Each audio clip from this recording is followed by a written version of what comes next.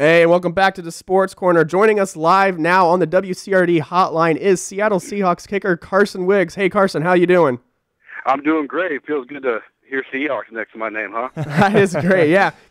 Okay, let's talk about the NFL Combine. You were one of the Purdue players that was invited. What was that like?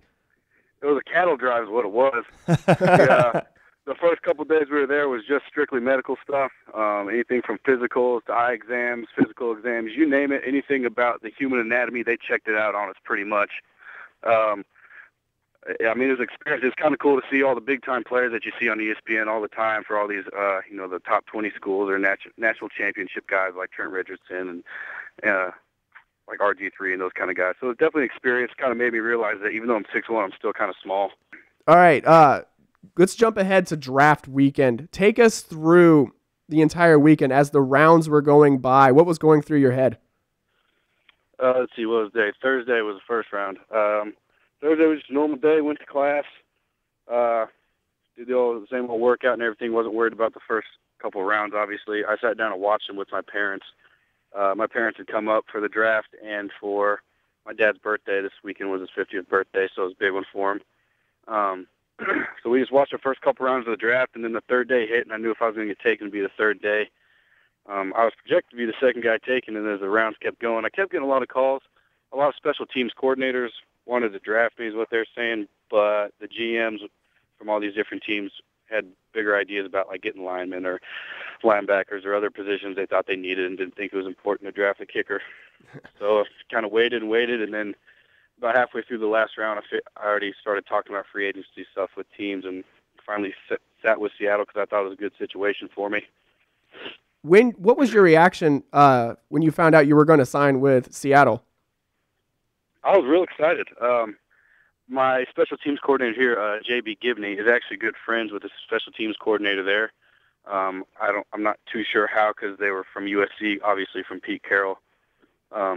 But somehow he was talking to him at the Combine and introduced me to him. So I got to kind of meet those guys at the Combine. I got to talk to all special teams coordinators at the Combine. But, Pete Carroll is a guy that, the best player plays no matter what. So my job is to go in there and win the job.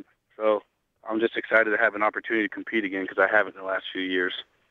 Now, looking at the Seattle Seahawks uniforms for this upcoming season, they have been compared to the Oregon Ducks of the NFL.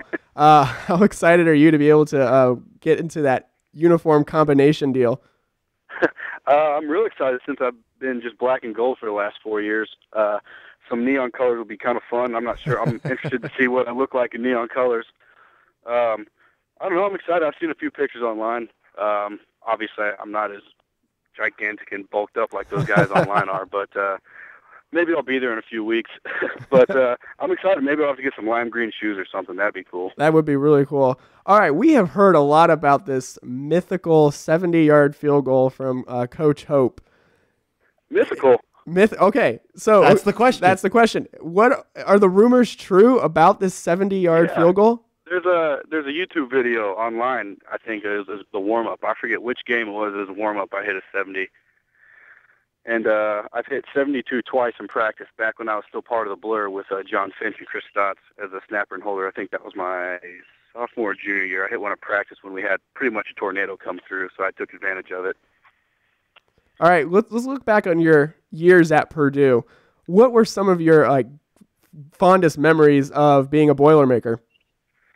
Oh man, it's kind of actually before the game was one of my more the funnest time I think I had other than the game was pre-game because of the student section. Man, we'd have a bunch of students show up to watch me warm up, and it's kind of funny. I'd kick a long one, kind of peek over there, and they'd all be saying, "Go back," or "We want more." So I'd go back until I missed from a distance, and that was just fun. Go over there and throw the ball around with them while the rest of the team's warming up, and just kind of chit chat. And it was fun to be a part of the student body that way.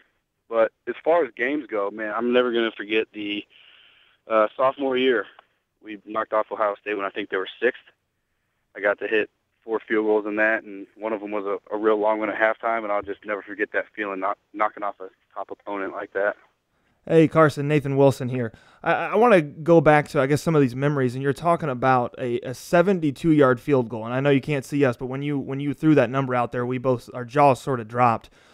Just tell me, what's it like when you come through a ball that well and the ball leaves your foot and it goes 72 yards? Do you ever just stop and think, wow, there are very few, if any other people in the world that can do what I just did? What does that feel like to be able to kick a ball that far and that accurate?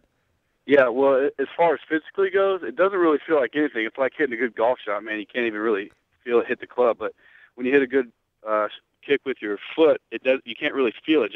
It's almost just so perfect that you can't really feel it. And that might be adrenaline, or it might just be perfect contact. But when you look up and you see that ball, what happened with mine, it hit the crossbar and bounced in, which was kind of cool to see too. But we went crazy because our fields are right next to each other, and the whole team was scrimmaging on one field, and we were over on the other field kicking, and I hit that, and everyone just started freaking out. Kind of like I was going up there not really expecting to make it, but thinking, man, if I did, that'd be a great story to tell. But I haven't actually hit one since then. It's been kind of hard, I guess. I'm not getting any weaker, that's for damn sure, but I don't know why it's not going as far. All right, you had a really close relationship with your long snapper at Purdue. Have you been able to get in contact with any of the long snappers with the Seahawks yet? I have not. I haven't really reached out to them. I was planning on making good friends with those specialists when I get there. But the punter, John Ryan, actually tweeted at me and said, "Welcome to the Seattle Seahawks, bro," or something like that is what he said. So that was cool to see. Obviously, all those guys know it's competition and no hard feelings against anybody else. Not that I'm coming to take a punting job or anything, but it's cool to be able to talk to guys who are in the NFL and actually be next to them and kick with them. So I'm excited to get there.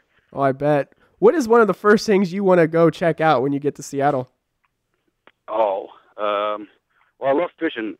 Maybe not be the first thing to do, but I want to go deep sea fishing while I'm there sometime. But I don't know. I'll have to go get some seafood, obviously, and then check out that big old needle and get some Starbucks coffee, probably. Hey, Carson, thank you for taking time out of your busy schedule and everything right now and being able to talk to us. It's been a great pleasure having you on. Well, thanks for having me. I appreciate it. And congrats again on getting signed by the Seahawks. Thanks.